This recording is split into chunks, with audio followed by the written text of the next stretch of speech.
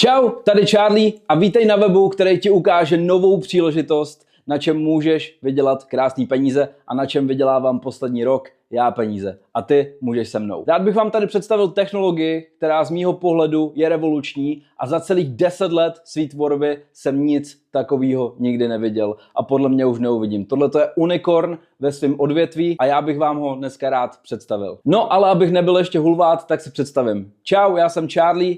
A pro ty, co mě neznáte, tak tvořím už 10 let na sociální sítě. Jsem aktivní tvůrce a patřím k jednomu z nejvíc sledovaných a největším tvůrcům u nás. Ale hledám i alternativní a další věci, na čem můžete vydělat peníze. Dám třeba příklad. Sbíral jsem tenisky, Pokémony, mám investiční byty, kryptotihirny v Dubaji na krypto a tak dále a tak dále. Věnuju se všem věcem, ale hledám i nový způsoby, jak v tomhletom novém světě, který je hrozně rychlej, protože došlo nám AI, digitální produkty, tak jak v něm vydělat peníze. No a našli jsme technologii s mýma kamarádama Duck Nation, v který už jsem lock-in skoro rok. A musím říct, že za těch celých 10 let jsem nic podobného nikdy neviděl. Co to je ale ještě Duck Nation? Duck Nation je stejně smýšlející parta lidí, jsme komunita, kteří mají rádi dobré jídlo, rychlý auta, krásný dovolený, ale hlavně sakra rádi vyděláváme peníze. A proto jsme tady, takže pojďme na to. Určitě každý z vás zná Bitcoin. Je to kryptoměna, která vznikla jako odpověď na nemovitostní krizi v roce 2008. Šlo o to předejít inflaci. Co je inflace? Když se dotiskávají peníze, tak měna ztrácí hodnotu, což se u Bitcoinu stát nemůže, protože je jeho omezený počet, 21 milionů. Já nevím jak vy, ale já jsem vlak s Bitcoinem úplně nestihl. Já jsem svoje první bitcoiny nakupoval 3 roky zpátky, takže už to není úplně vlak, na kterým můžete zbohatnout. Ale dneska bych vám rád představil obrovskou příležitost a technologii, která má obrovský potenciál. A za poslední rok má šílený výsledky. Tahleta technologie je revoluce v herním průmyslu, protože spojuje jak investory, tak hráče. A tahleta herní platforma funguje něco na bázi jako kasino. Takže teď je tady ten moment, kdybych vám dal teďka nabídku, že můžete se stát spolumajitelem kasína na pár kliknutí, šli byste do toho? Já doufám, že ano, protože ta příležitost je právě tady. Kdokoliv, kdo se kouká na tohleto video, se může stát spolumajitelem revolučního herního kasína. Jak se teda tím spolumajitelem stát? Stačí jenom nakoupit tokeny, zastejkovat je na 80 týdnů a potom se podílíte na zisku právě toho kasína.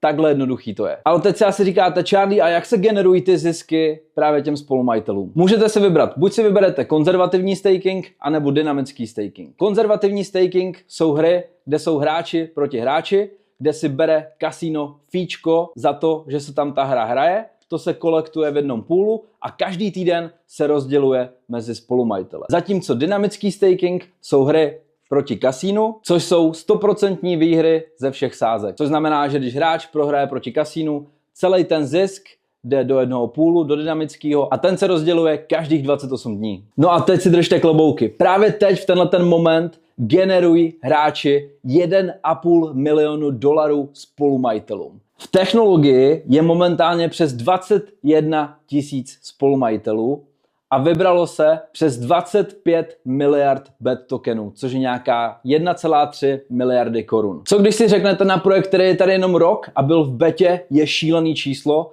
a právě teď jste ve správný čas na správném místě, takže vám doporučuji se k tomu přidat. Ale klasicky můžu vám tady něco napovídat a nemusí to být úplná pravda a právě proto říkám vždycky důvěřuj, ale prověřuj. Celý ten projekt je decentralizovaný. Je na blockchainu, což znamená, že každá transakce, každá hra se dá ověřit a nedá se sfalšovat. Blockchain je taková veřejní účetní kniha, která se sakra nedá přepsat, což znamená, vy si tady tyhle informace, co vám tady tvrdím, můžete transparentně ověřit. Co se mi líbí na tomhletom je bezpečnost. Jelikož jsme v decentralizovaném prostředí, tak žádná osoba, ani stát, ani subjekt nemá přístup ke stakingu, což znamená, že nikdo vám nemůže ukrást nebo vybrat ty vaše peníze. Všechno je plně automatické a to se mi na tomhletom projektu líbí, že o tom vůbec nerozhoduje člověk, jestli vám dojdou peníze nebo ne. Všechno je plně automatické a nastavený smart kontraktama. A jak už jsem říkal, jste ve správný čas na správném místě. To, co mi přijde opravdu revoluční na této technologie, je to, že si můžete koupit partnerskou licenci. Co to znamená? To znamená, že když někdo v Asii si bude chtít udělat svoje herní kasíno, tak si stačí koupit tuhletu technologii a udělat si svoje kasíno, který si pojmenuje podle sebe a můžou tam hrát svoje kulturní věci, co se hrajou třeba v Asii. Nebo potom, když si bude chtít někdo v Americe koupit vlastní kasíno, tak si může udělat svoje kasíno a můžou tam třeba sázet na box. Nebo třeba v Brazílii můžou zase si udělat svoje kasíno a sázet tam třeba na fotbal.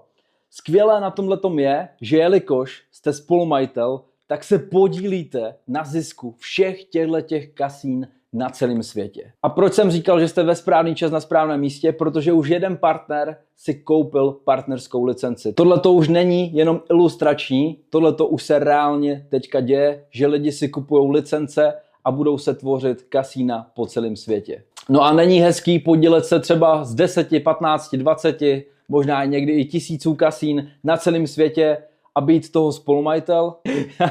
Já nevím jak vy, ale pro mě tohle je fakt jako hodně šílený. Teď je momentálně ten nejlepší čas, kdy se můžete připojit, protože doteď jsme byli v beta verzi a teď jsme už přešli do pre-launch fáze. Co to znamená? Před chvilkou jsme byli ještě kluci v garáži, jak Apple vznikal, tak jste tehdy do něho mohli investovat. Ale my už jsme v kancelářích. Tohle to už není jenom startup.